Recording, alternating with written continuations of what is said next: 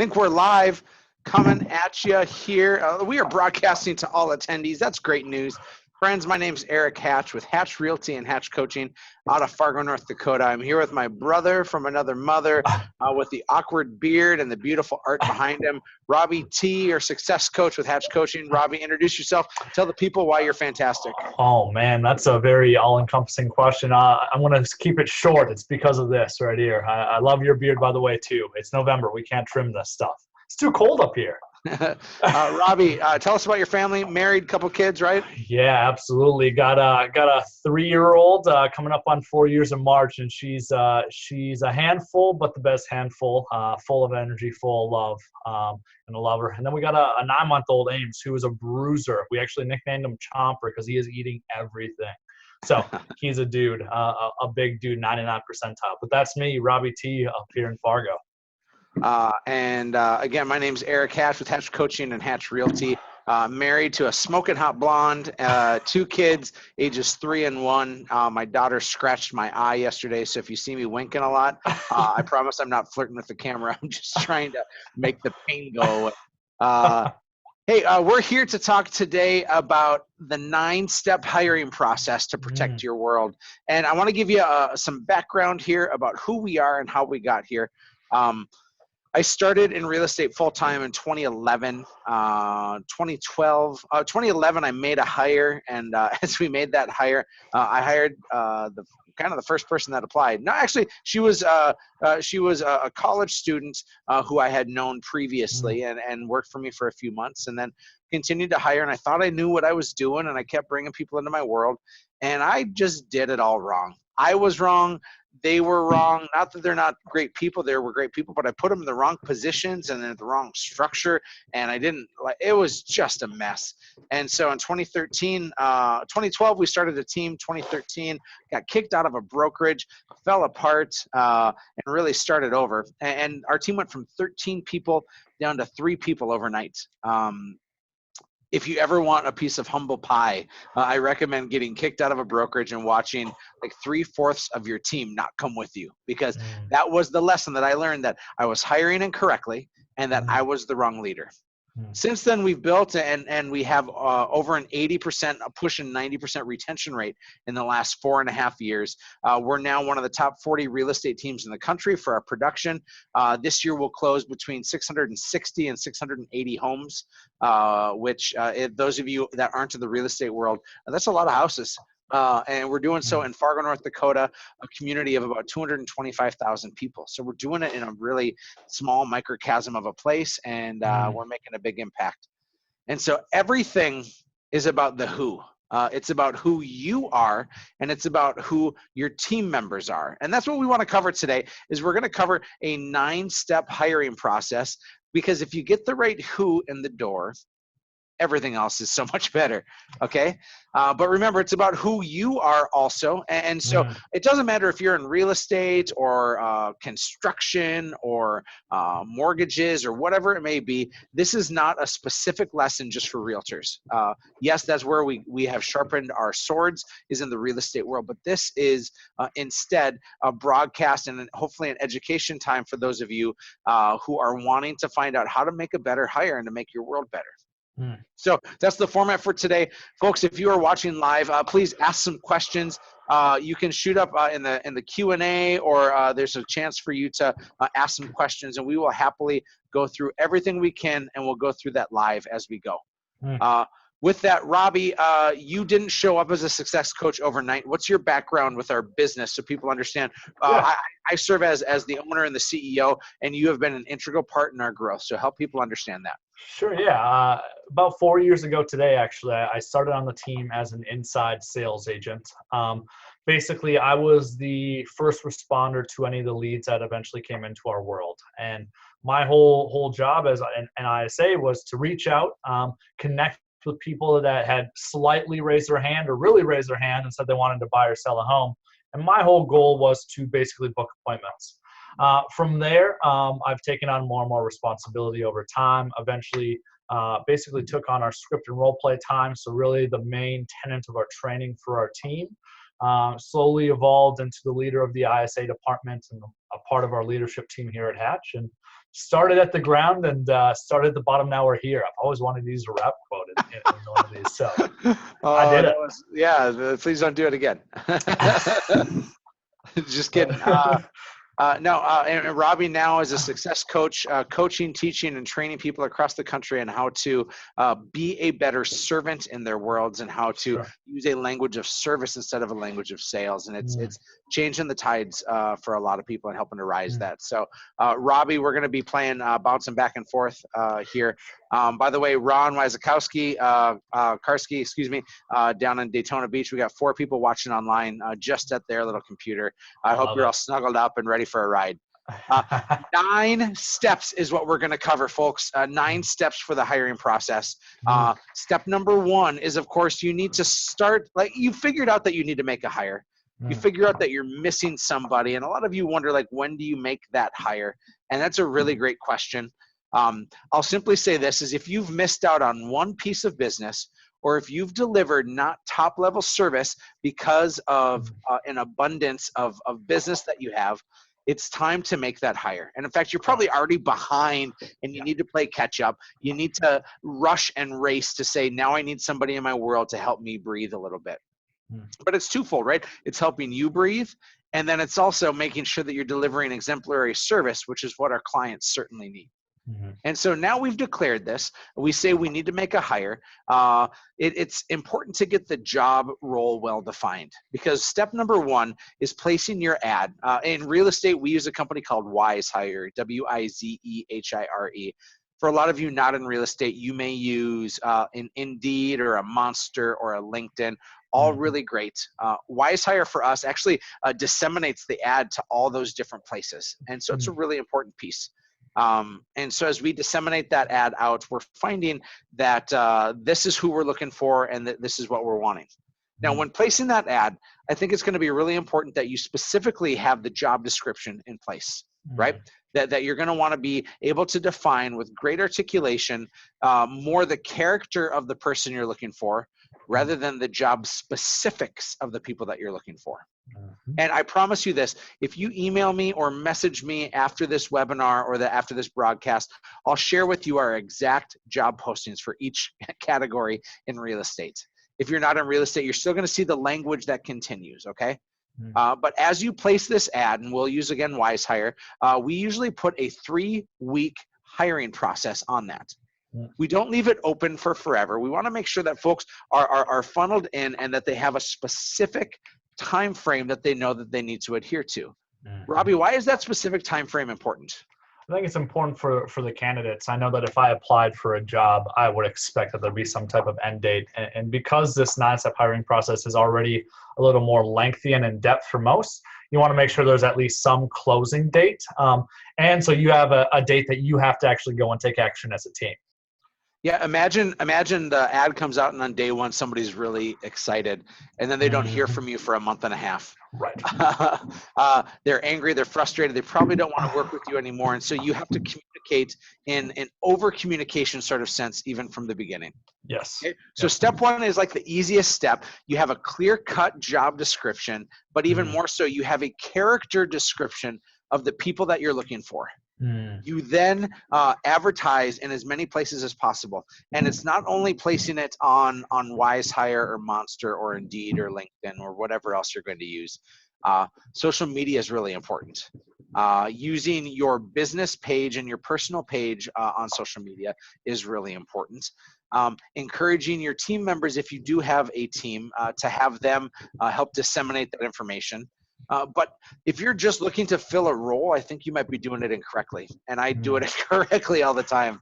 And instead, it should be a constant recruitment mentality where you're looking for a character, the right character of a person to have them be drawn into your world. Character counts a lot, and if you have a hit list of this, of things that people want, it's going to be really important. So step number 1, place your ad. It's that easy. And yet you want to make sure that you give it the right time and attention.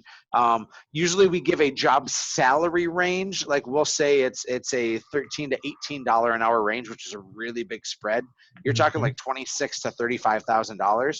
And so make sure that you're giving a very, very generic spread, or if you know specifically what you're looking for, that's a huge one. Okay. Yep. Step one, place your ad.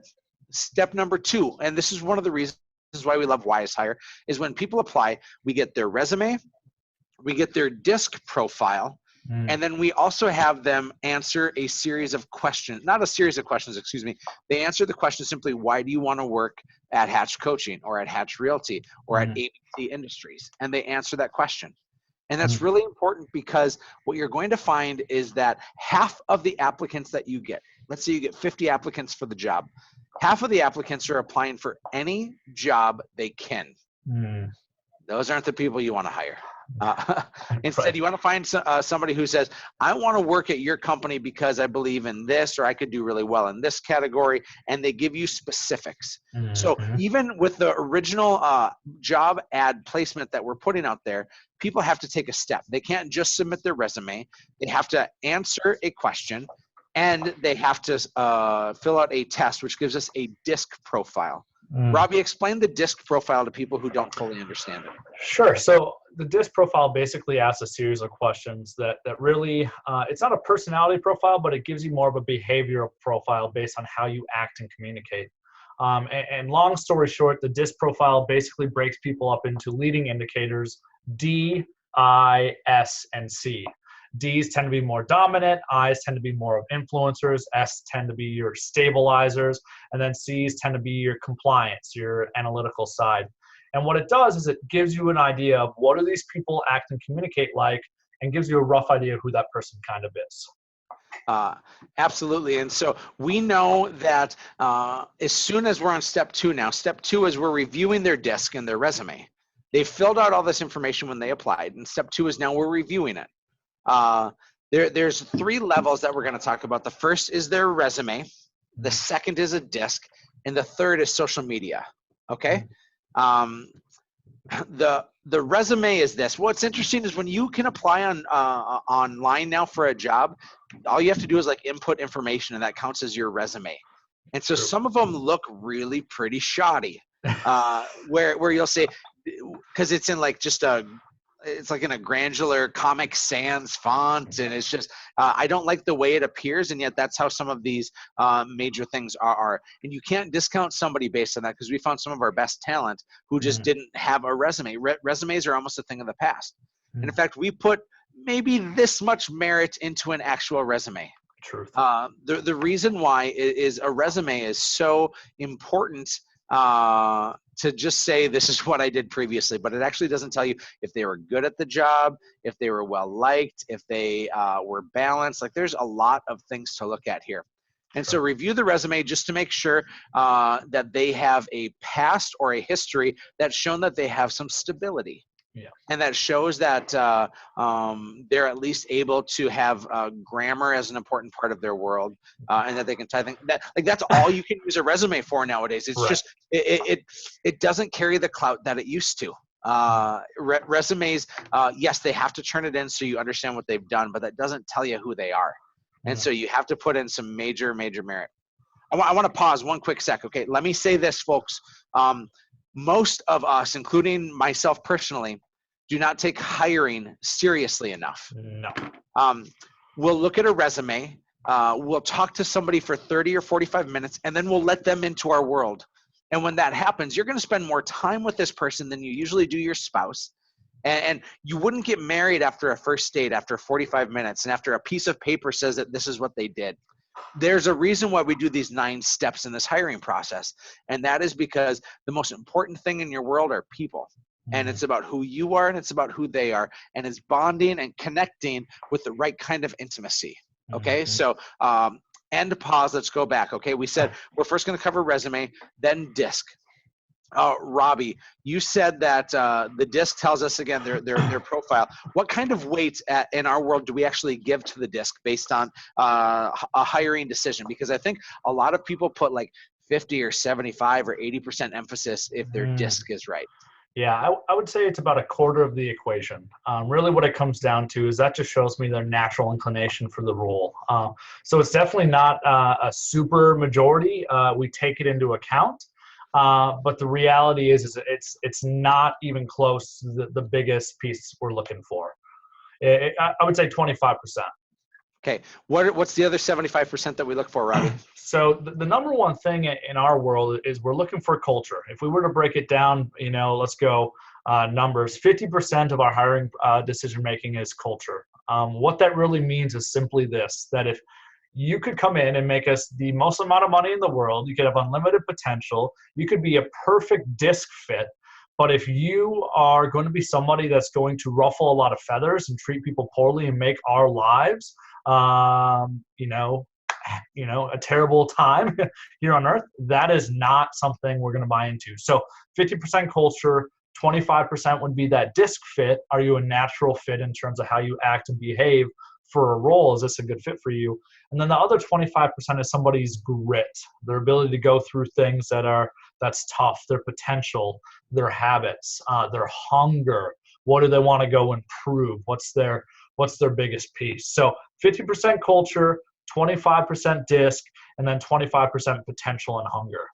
Mm-hmm. If you're hearing this, I want you to remember one thing right now, and that is you can't teach hungry. It is impossible to teach hungry, and you also can't teach culture. Correct. If you look at the disc profile, like I'm a 99D, 99I, like a 50S, and an 11C. So in those details, believe it or not, I can fake it till I make it, and I can learn how to do details. Doesn't mean I'm going to be happier at my best when I do it, but I can learn that. Right. But you can't learn how to be hungry. You either have it or you don't. And you can't learn to be the right fit. You either have it or you don't. Yep. So on step number 2, we have the resume, we have the disc, and then we have social media. And before we have people come into our worlds, quite often we're looking at social media to see where that plays. And there's been some changes in the industry on how you hire. And so please listen closely. And the first thing I have to advise you to do is to research this before you ever go online and creep on people on social media, okay? You can't ever use social media to seek out gender, race, religion, any of those things that are protected classes. You can't use social media to seek that out. Nor Okay? should you. Yeah. Yeah, no, absolutely not. What you should be doing on social media is being consistent.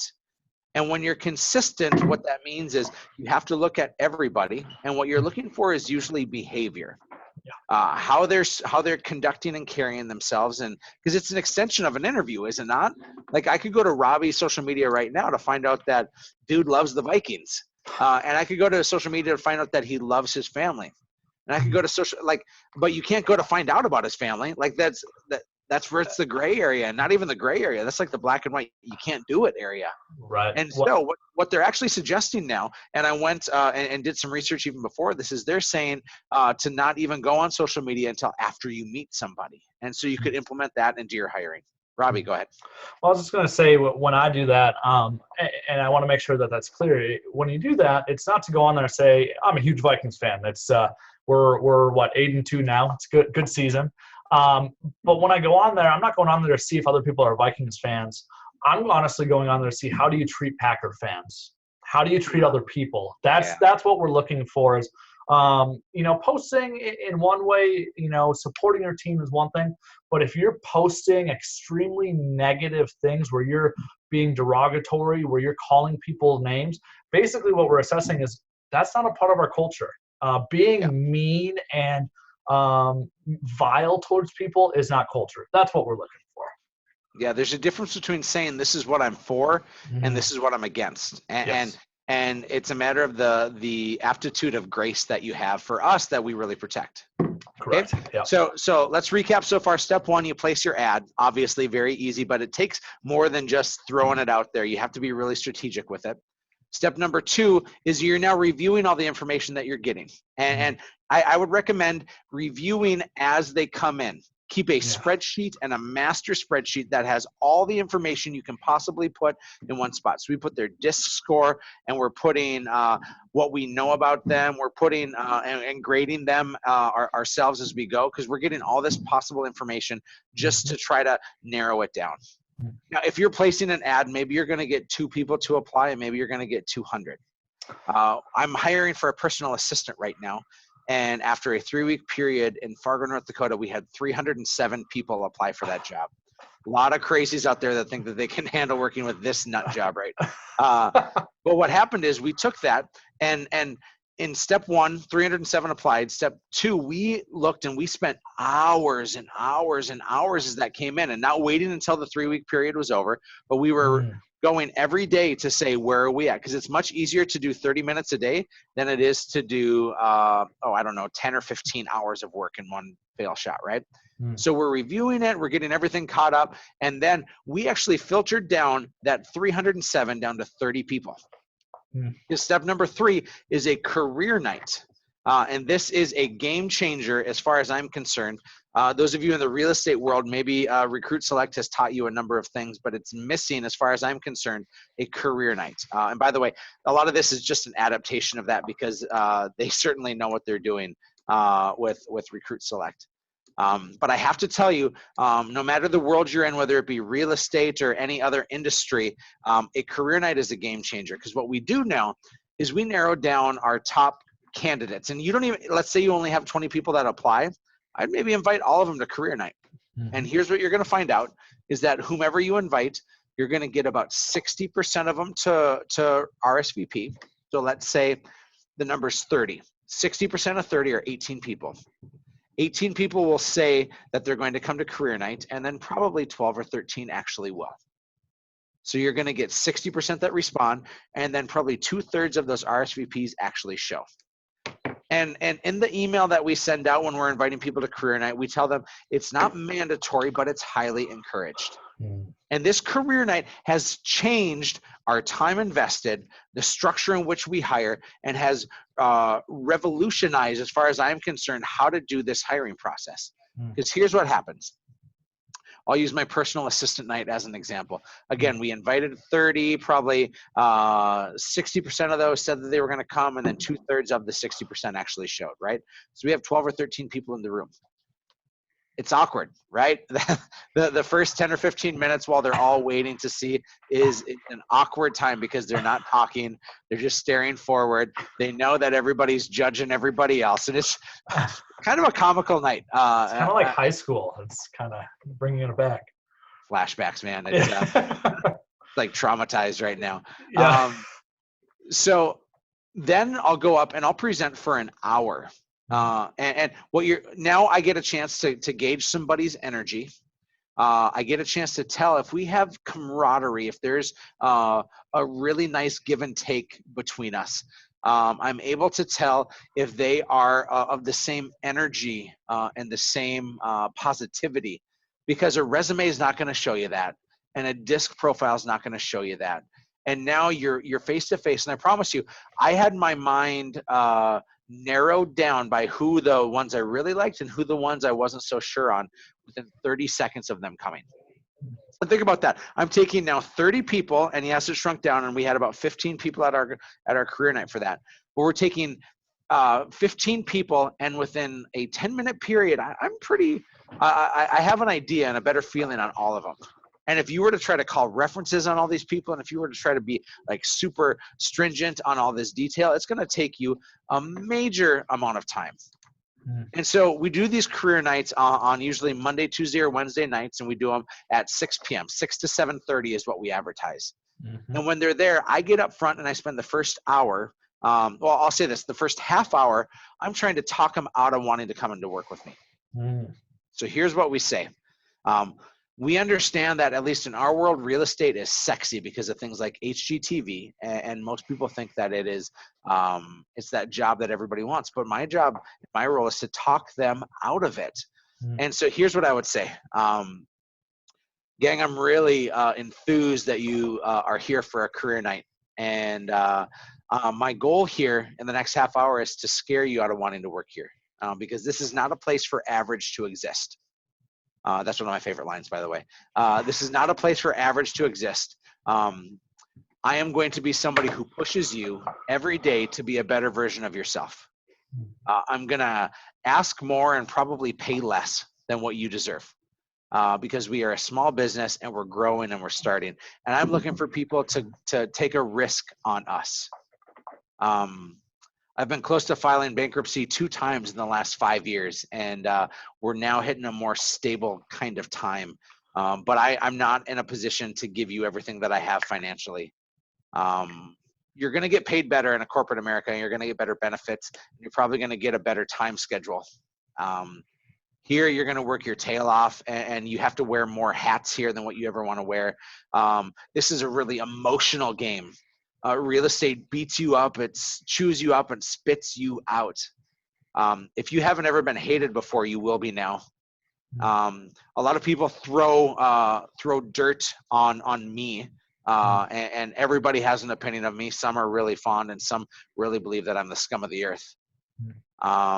If you're not willing to protect me with every fiber of your being, because I'm willing to protect you, if you're not willing to do that, we're not going to work together. I'm not looking for anybody who wants a job. I want somebody who wants a career. And I want somebody who is willing to give this thing everything that they have. Because at the end of the day, we're going to make this a better place for you and for the people in our world. I will unapologetically push you every day and tell you that you can do more. You are going to be stressed out. You're going to be burnt out. You're going to be frustrated. Then one day I'm going to come in and everything changes.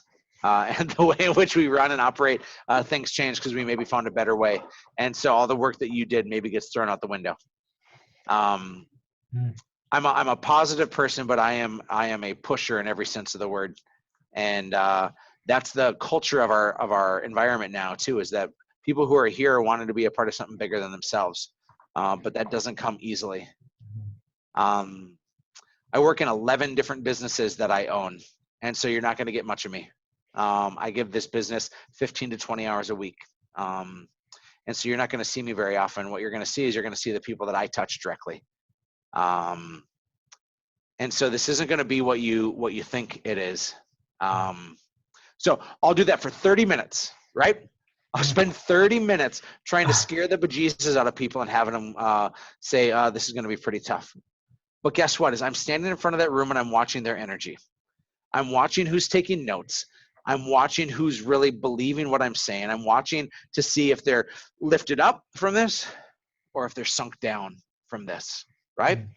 Your body language will always say so much more than your actual verbal language will. And I'm getting a feel for who are my fighters. Who are these people? And so now we started with 300. We narrowed it down to 30. Then we had, say, 14 or 15 show up. And now I have 3 or 4. Like that. We went and eliminated 99% of the potential candidates from career night. Okay. So the second half, we're talking about benefits. We're talking about hours. We're talking about job responsibilities, all that sort of thing. And then say we start at 6 o'clock, we go from 6 to 7. And then we say, okay, you're free to go at this point, but I'd encourage you to go and to meet some of our other team members in the room. And I would never, ever, ever do a career night alone. I always make sure, even if you are alone right now in your business, pull in some other people who work alongside you. They don't have to work with you to be able to protect your best interests. But they're going to be there, and then conversations will happen. And I usually allow conversations to happen for 20 or 30 minutes. And so Robbie or Rachel or Josh or whomever else is in my world is going to spend that time talking to all these candidates. So we make sure that our gut is right. Because I'm not going to just take somebody's, maybe nerves or their lack of focus on if they're actually a qualified candidate. We're now talking to them interpersonally to see how it is. And Robbie, you've sat in on a number of these career nights now. Yeah. What have you learned and what have you seen? So it's exactly what you're talking about. The energy is probably the biggest thing that you pick up on in person. And you find out, and that's actually where you start to see the validation of a disc. So I'll give a good example of an ISA role. In our world, we don't look for super high I, super gregarious people that come into our office. And this one gal was super great, but the fact was that she was probably the most extroverted person I've ever met in my life. And in our world, we knew that this would be a role that she wouldn't be a good fit for. based off of that. So it's that face-to-face, that energy, getting in person like that, it's slowing down to do the work that you usually do with 10, 20 people and cutting it down to 2 hours. It's honestly slowing down so much. That way you can run in the long run. Yeah, perfect. So career night is over. Remember, it's not required, but it's highly encouraged. And now let's go back to the personal assistant. We had 300. We had 30 people who we narrowed down to. 30 people after that career night are going to receive, and we're now on to step number 4. 30 people are going to receive an essay question. And what we're using Google Docs and that sort of thing, so it feeds right into our spreadsheet. But we ask essay questions on this, and we tell them, again, if career night is on a Monday, we tell them they have until Friday at midnight. We don't leave it just wide open. And we say this is the next step in the hiring process, is we need to find out about your heart. So please don't give us short answers, and we need to know. Notice none of this so far has anything to do with their job skills or where they've worked previously, besides just making sure on their resume that they have decent experience. And truthfully, I have loved hiring people without experience, because it's easier for me to build new than it is to rehab a house. And so if I'm going to build a new person into our world, I tell you, our world is about 50 people now with all my businesses, and we've only hired 2 people with past real estate experience. And so it doesn't matter much your past history. We just need to know your heart. And so here are the essay questions that we send. Again, we're sending it to the 30 in that example. So the people that our first narrowed down list, we send out these questions. When would you be able to start? So we find out that and we get it written. Question number 2, what creates stress and angst in your world? What freaks you out? What makes you anxious, right? Question number 3, and by the way, if you want these questions too, email us or post in here and give us your email address. We'll make sure to get that to you here soon. What is a big, audacious goal you have for your life? What have you done and currently doing to reach this goal? Now think about that. You're asking them, are you hungry, or are you just, you remember I said this isn't a place for average to exist. And if somebody says, I want to climb a mountain, and then you say, oh, have you ever done mountain climbing? No, never done it, right? Like, that's probably a flag, right? If you say I want to run a marathon, you say, well, how much have you ran previously? And you say, I've never been on a treadmill before. Then you're going to have a problem. But if that person says, you know what, I'm running 6 miles a day right now, and I'm trying to get, like, that tells me that they're hungry. Okay. What are you excited about in life? What gets you up each day and motivates you to be the best you can? Cool question, right? I love this one. Who do you most look up to, and why? You'd be amazed at how many people can't name somebody. That actually gets me worried a little bit. Because you should be at least trying to copy someone or follow someone, right? Don't just go wherever the tide takes you, and instead have somebody that you look up to. Next question, in your own words, define success. What makes you stand out from other applicants? And what is something we don't know about you that we should know? Okay, so we send those essay questions. That's step number 4. So let's recap, all right? Step number 1, place your ad. Step number 2, review all the information you have to narrow down your list. Step number 3, career night. And please, career night is essential as far as I'm concerned. It's a missing piece in this hiring process. Step number 4, essay questions. And the reason why we do these essay questions is this. Yes, we're finding out more about their heart, but we also don't want to eliminate somebody right after they showed up for career night. Because let's say my friend Ron shows up to career night and he's just not the right fit for the role. And I know it, and he walks out the door, and by the time he gets home, he has an email from me saying, sorry, Ron, we're not going to consider you anymore, right? What we're honestly doing is we're finding out more information, and we're also insulating ourselves to make sure. And it's not to save face. Please don't hear it like that. It's rather to take good care of the people. And we're still searching for more information, right? We're gathering more information to make an educated and logical decision. Once we've done that, we think that we can make a decision. So now remember, step 2, you're eliminating a lot of people if you have a lot of applicants. Step 4, you're thinning the herd again. Because step number 5 is a phone interview. And it's a 30-minute phone interview. I'm fortunate enough that my world is big enough now that I have department heads. I want department heads that are doing these 30-minute phone interviews, but it used to be me. Here's the phone interview questions that we're asking. And notice, these are still not really about, like, tell me a time in which you were managed well. And if you were any animal, what animal would you be? Okay?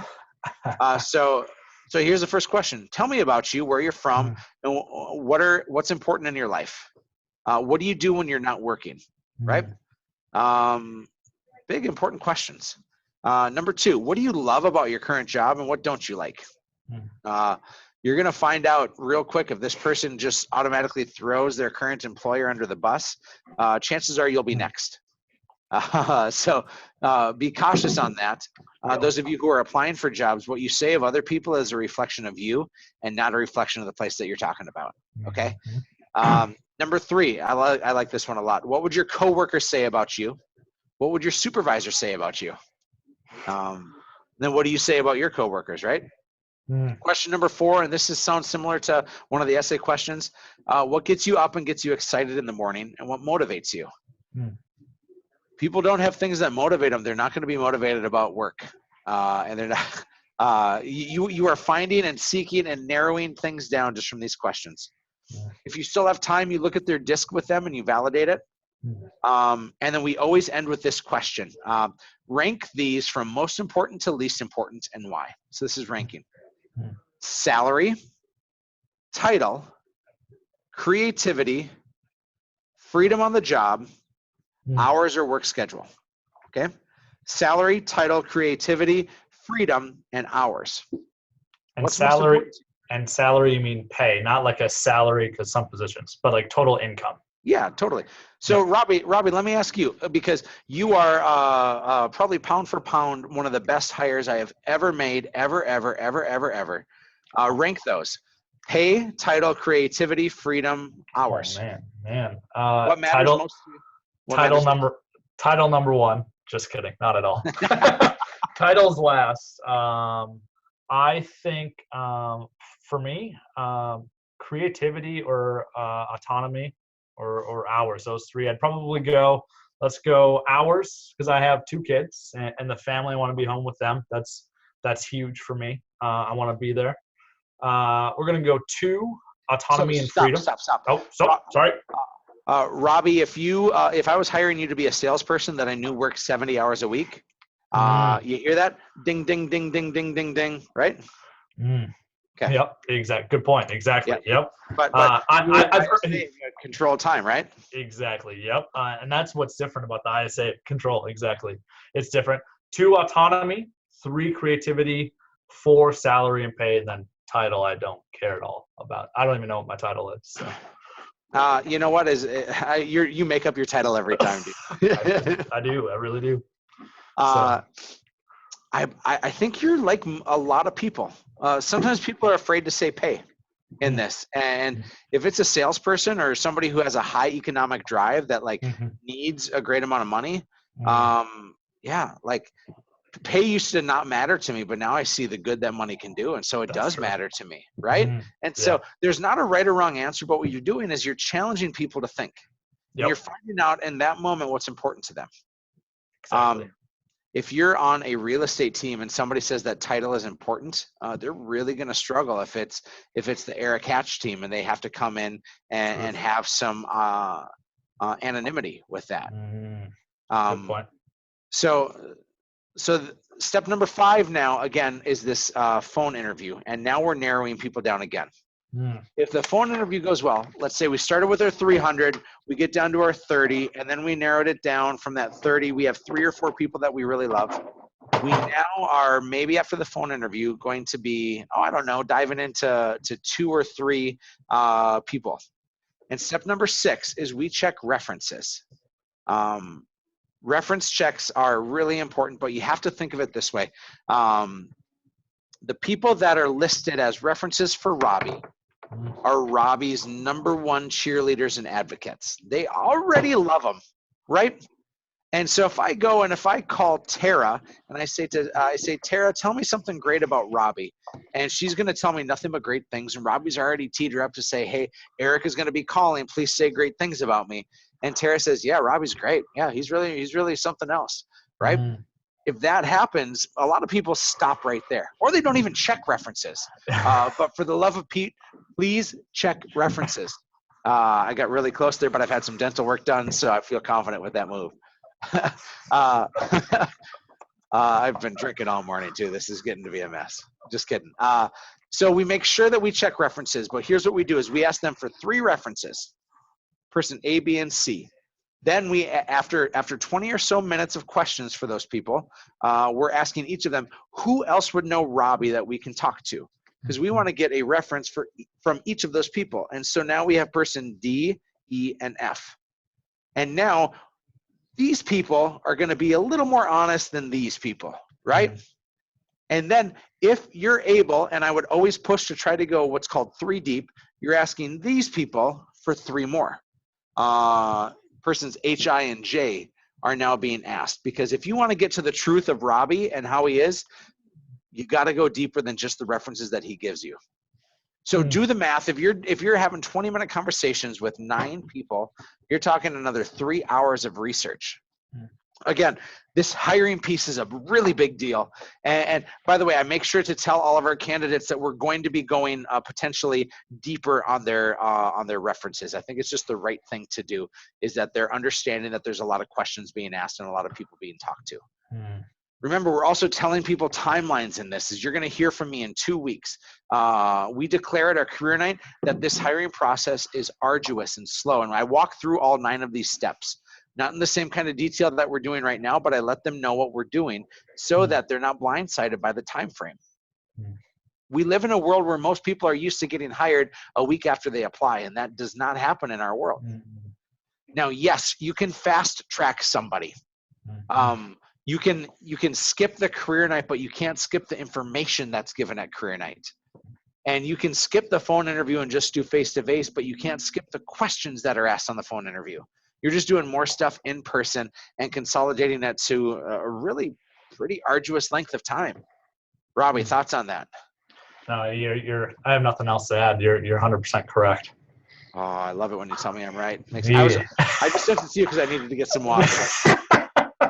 I've been drinking a ton over here for you. I know. You're very loud when you set your glass down. Now you tell me. All right. So now we're on step number 6. Here's the gig. Or step number 6, excuse me, was the phone interview. That was step number 6. Step number 7, 3-hour in-person interview. Let that sink in for just a minute. A 3-hour in-person interview is what we recommend. Now, if you're a marathon runner, you didn't show up by running for 4 hours and saying that you had it. You started smaller. And so if this is new for you, you don't have to start with 3 hours just because Robbie and Erik say so. But I would highly advise the structure of this 3-hour interview has 2 parts to it. Or if it's a 2-hour interview, it's not the end of the world. But the structure works like this. The first half, before you go to break, and yes, there is a break in it, the first half is a personal story attempt. You want to get the person's life story from beginning to present day. And so, Robbie, I want to role play this a little bit with you, because a lot of people wonder, how do you actually have a conversation with this much meat and this much material? And most people won't know how to actually stretch it out into a really long interview. And so let's role play. So Robbie, let's say you're applying for a job with me. And I'm going to say, I'm asking for your life story here, Robbie. The high highs, the low lows, the things that you are most proud of, and some of the toughest times in your life. Listening audience, remember, I can't ask questions about his family unless he brings up his family. And I can't ask questions about any of those personal things unless he's the one that brings it up. Okay. There are lots of rules around this, and please do your research before you start hiring. I'm not an HR person because I think HR stands for Hatch Realty. And so Robbie, I want to know your life story, and listening audience, pay attention, because it's never taking their surface level answer, and instead it's going deeper. So Robbie, tell me from birth to now, how'd we get here? Wow. Where do you want me to start? Birth. Birth. Well, I was born in Minneapolis, Minnesota, and actually moved to Fargo at the age of 3 with my family. Have grown up in Fargo since 3, and grew up in a family of 2 brothers, mom and dad, and eventually went to Fargo South High School. Okay. So hold on. Let's go back now. Sure. You said you grew up in a family with 2 brothers. Yeah. So it was 3 guys. What was that like? Oh man, they're way bigger than me, even today. So it was always a rush to get food, so I could probably beat you in a food eating contest. Challenge accepted. Yeah, a lot of. You ever been to a zoo where you see gorillas banging their chests? That was us a lot. A lot of testosterone. So a lot of frustration.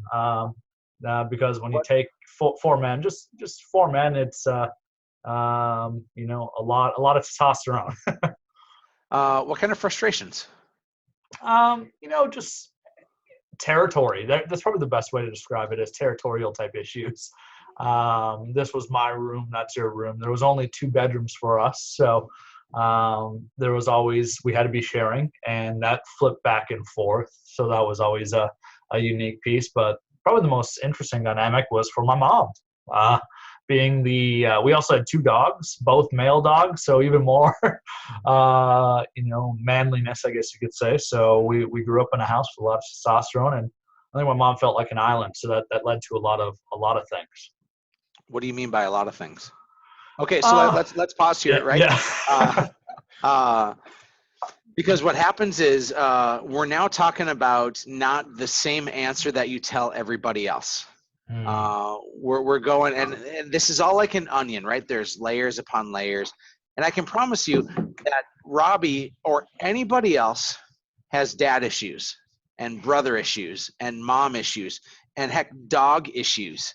Always. And they've permeated his life on so many different levels that now we're finding ourselves saying, oh my gosh, there's so much more going on here than just what appears on the surface. And so we're asking questions. If we were in an actual interview, I would spend the majority of my time probably on his family. And then he tells me about what life was like in high school. And I don't want to know the sports he played. I want to know what it was like to not be picked for the sport that he didn't make it on.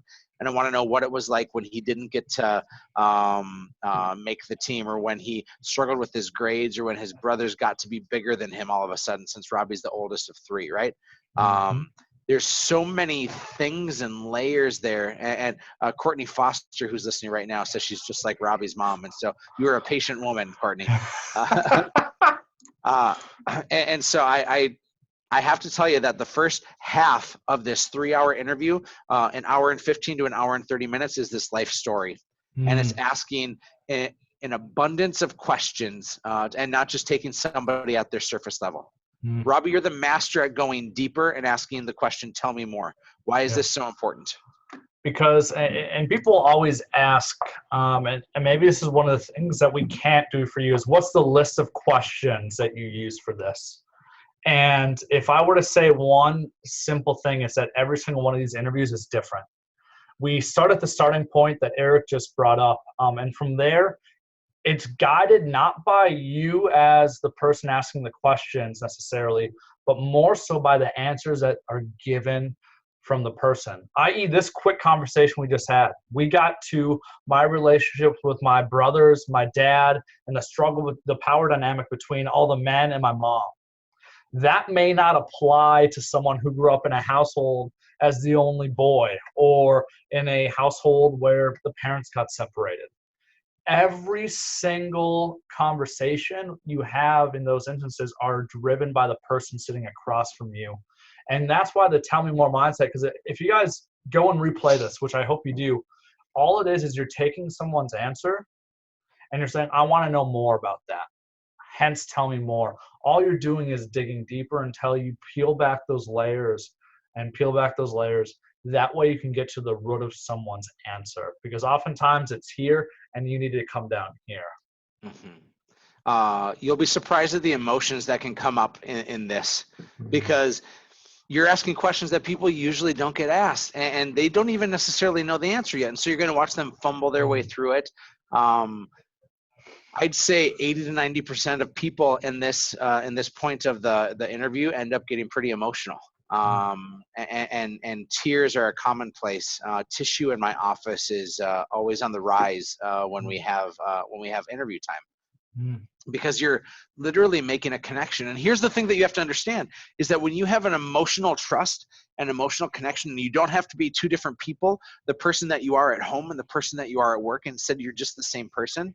The speed of trust is going to make your working world so much more productive. And the problem that happens for most of us, at least where I failed a number of times, is you're going to hire, and let's say you get all of this intimacy stuff out, but then they come into your world and that's not continued to be built on and developed. Make sure that if you're diving in deep enough in this process, that you're literally making sure that the next day on the job and when they start, that there's still that emotional connection. So at this point now, you go to break. Yes, please. I want to add one more thing to this because I think it's huge. There's just some people that will not open up. Some people that for a variety of reasons, I don't know, that won't go any deeper than just that surface level. And to me, when we start this conversation, I always name that one of the things that matters most to me and in our whole business is authenticity and vulnerability.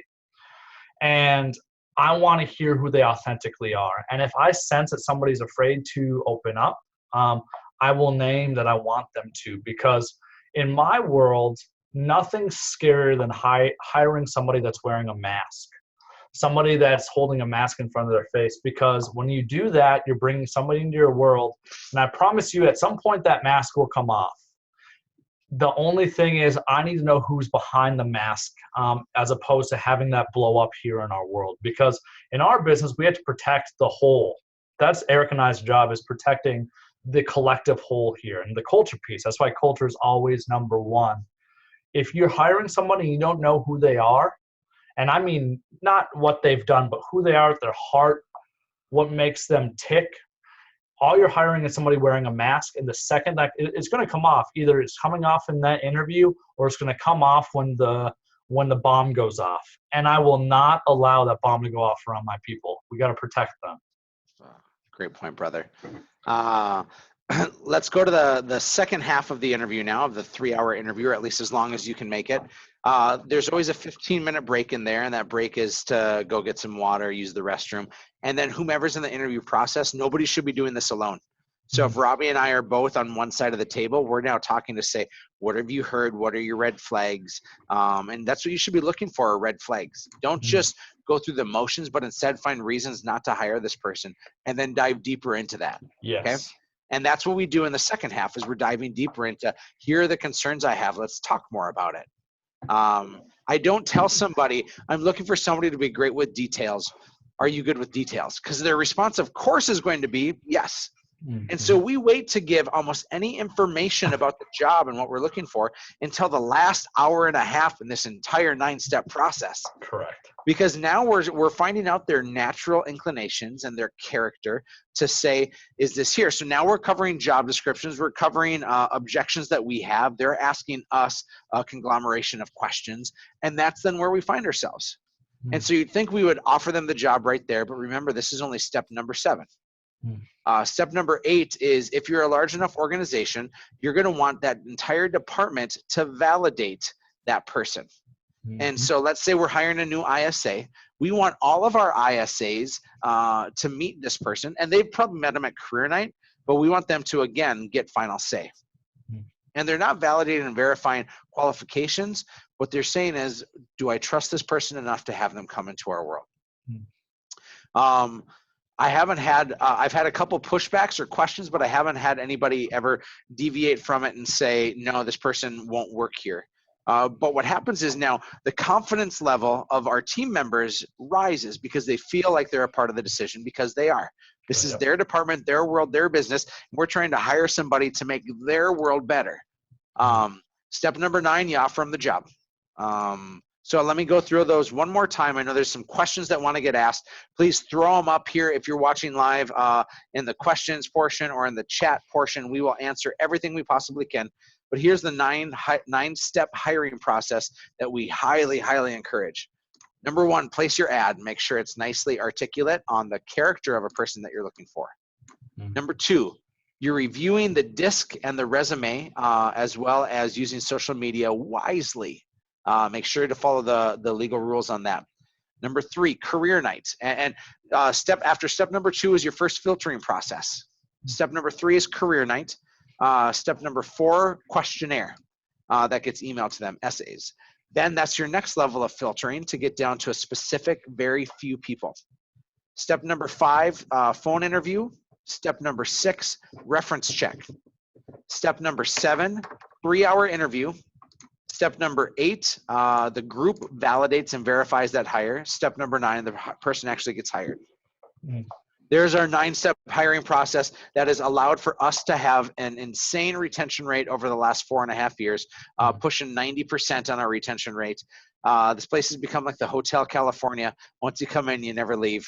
And we are so proud of what we have here. And hopefully this is beneficial for you. But there's some great questions out there.